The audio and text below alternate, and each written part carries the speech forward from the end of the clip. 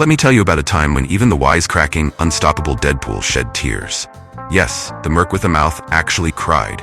And he wasn't just crying, he was so overwhelmed that he lost control of, well, everything. But let's start from the beginning of this chaotic, heart-wrenching story. It all began when Deadpool, in his own twisted way, thought life was finally going his way. He had met death, yes, the actual Grim Reaper, and they hit it off like peanut butter and jelly. They were dreaming up names for their future children when, out of nowhere, a gang of robbers interrupted their morbid little love fest. Wade's anguish feels raw and relatable. Even a character like Deadpool, known for his humor and outrageous antics, is shown as deeply vulnerable in this moment. It's a rare glimpse into the heart of a man who hides his pain behind snarky jokes, and a devil-may-care tragedy unfolds in Deadpool 2, where a bullet meant for Wade strikes Vanessa, shattering their dream of a happy future together. The grief that follows sends Deadpool spiraling into chaos, reflecting his struggle to cope with loss and his guilt for not being able to save her. But his usual luck betrayed him. He landed smack on top of a car, painfully yet hilariously, while the bad guys sped away. It seemed like they were getting away, until their car had a sudden accident.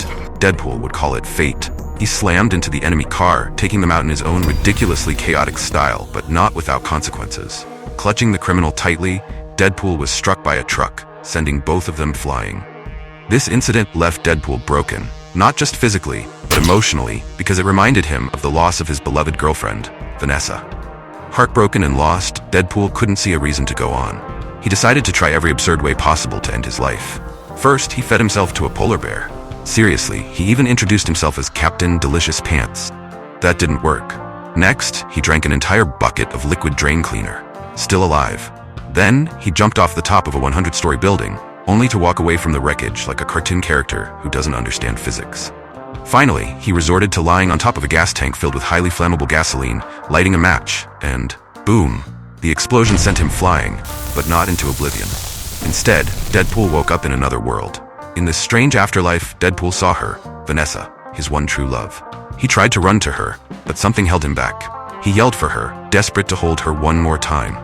But Vanessa, calm and gentle, simply told him, "Your heart's not in the right place." It wasn't the reunion he hoped for.